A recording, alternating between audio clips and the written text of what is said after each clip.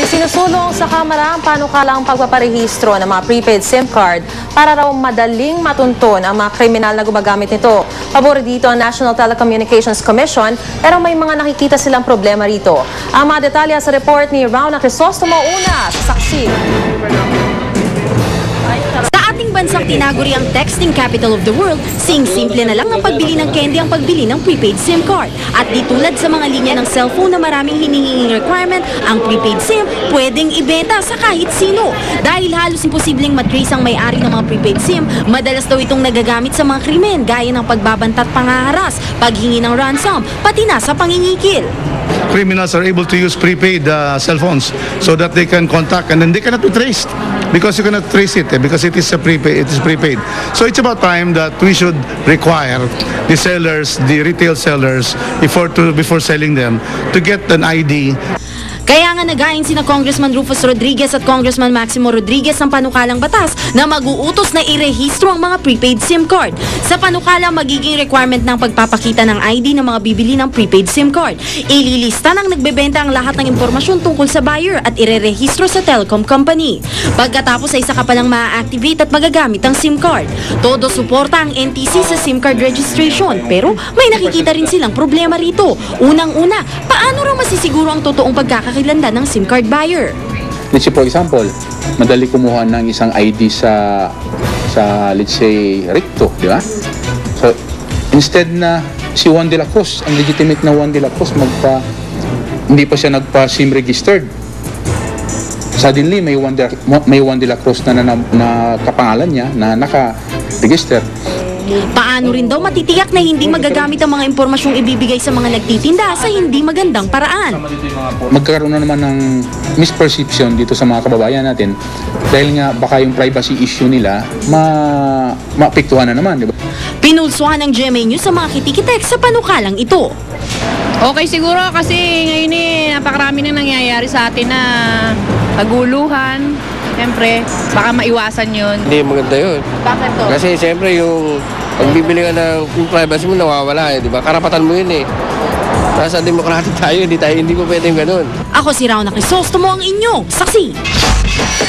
Samantala, inimbestigahan di umunay pagtirik at pagrolyo pababa ng isang paakyat na escalator sa MRT station sa Ayala, Makati.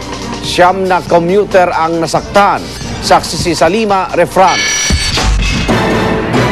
Naka-cordon off na ang escalator na ito matapos ang di umano'y escalator malfunction kanina. Batay sa paunang investigasyon, alas 6:50 ng gabi nang biglang huminto ang pataas sa escalator papasok ng MRT mula sa Ayala Center at saka rumolyo pababa. Dahil rush hour, nagkapatong-patong umano mga paakyat na commuter. Iniimbestigan pa ang pangyayari pero posibleng na mag-function daw ang escalator. Siya nasugatan ng patuloy na ginagamot ngayon sa Makati Medical Center at Ospital ng Makati. Pawang mga gasgas sa binti at likod ang natamo ng mga biktima. Hiling ngayon ng mga pulis sa pamunuan ng MRT at maging sa iba pang mga establishmentong gumagamit ng escalator na tiyaking maayos na gumagana mga ito para iwas disgrasya. Dapat pa-check nila yung kanilang mga escalator para hindi na maulit yung ganitong insidente. Ako si Salima Refran, ang inyong saksi.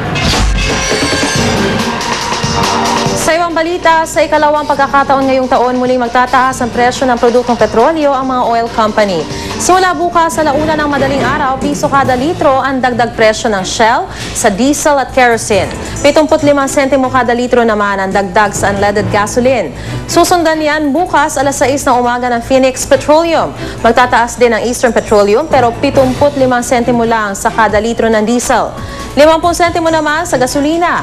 Paliwanag ng mga oil company, ang price hike ay dulot ng pagtaas ng presyo ng krudo sa world market. Mariin namang kinondena ng grupong Piston ang panibagong round ng oil price hike. Ayon kay Piston Secretary General George San Mateo, pinag-aaralan na nila ang pagsasagawa ng kilos protesta bago matapos ang linggong ito. Dahil sa umiiral na La Nina, patuloy ang pag-ulan sa ilang probinsya sa silangang bahagi ng bansa. Pati ang Palawan na nasa kanlurang bahagi ng Pilipinas, inuulan na rin. Darito ang report. Hanggang Madibdib na baha ang naranasan ng mga taga-Nara, Palawan dahil sa walang tigil na pag-ulan na nagsimula nitong linggo. Daan-daang residente mula sa 7 barangay ang agad nagsilikas, pati ilang alagang hayop kinailang sagipin sa baha. Kakaiba nga ang panahon lalo pat nasa kanlurang bahagi ang Palawan, malayo sa mga inuulang probinsya sa silangan ng bansa. Ayon sa Pag-asa, ang ulan ay dulot ng pagsasanib ng mainit at malamig na hangin na pinalala pa ng La Nina. Sa St. Bernard, Southern Leyte, umapaw ang tubig sa ilang palayan dahil sa pagbaha. Nasira rin ang isang kalsada dahil sa paglambot ng lupa. Kaya ang mga residente muling inilikas, pero meron pa ring mangilan-ngilang nagmatigas. Lubog din sa baha ang 10 barangay sa Sultan Kudarat, Maguindanao. Nagmistulang islang ilang eskwelahan. Nagkabuhol-buhol din ng trapiko sa National Highway roon. Apektado rin ang baha kahapon ng mahigit 700 pamilya sa Santa Cruz, Davao del Sur. 3 na ang napaulat na patay roon, kabilang ang 2 bata. Babala ng Pag-asa, magpapatuloy pa ang pag-uulan sa mga susunod na buwan. Sa ngayon, mahigit 1.2 milyong residente na sa 10 rehiyon sa bansa ang apektado ng pagbaha. 57 na ang patay, 10 ang sugatan at 25 ang nawawala. Para sa Saksi Raw na Crisostomo, nag-uulat. Samantala, binasura ng Korte Suprema ang apelang inihain ni Lauro Vizconde sa pagkakaabsuelto sa grupo ni Hubert Webb ukol sa Vizconde Massacre case. Pinagpapaliwanag naman ang kataas-taasang hukuman si VACC Founding Chairman Dante Jimenez ukol sa kaniyang pagmumura ng lumabas noon ang desisyon. Saksi si Teresa Andrada. In a vote of 7-4-4, the court has denied the motion for reconsideration of Mr. Vizconde for lack of merit.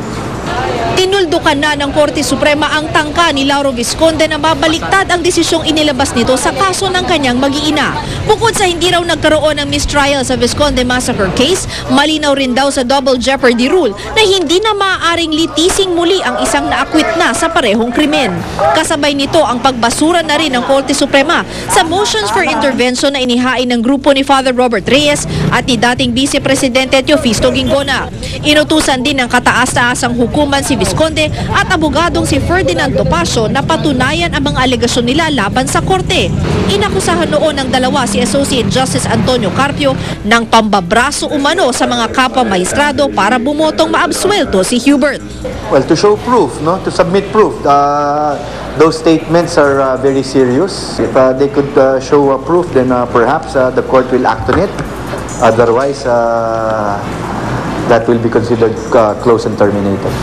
Sagot naman ni Topacio, ginagalang daw niya ang kautusan ng korte. Pero aminado siyang mahirap makakuha ng pruweba para sa aligasyon dahil may agam-agam na lumantad ang mga sangkot sa insidente.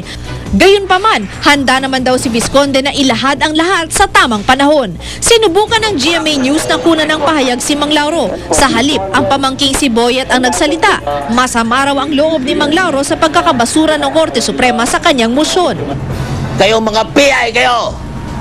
Kayong mga justices dyan na nakita po namin ang inyong ginawa po dito.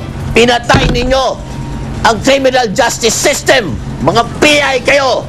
Hindi rin pinalampas ng korte si VACC Founding Chairman Dante Jimenez sa mga inihayag niya matapos lumabas ang desisyon.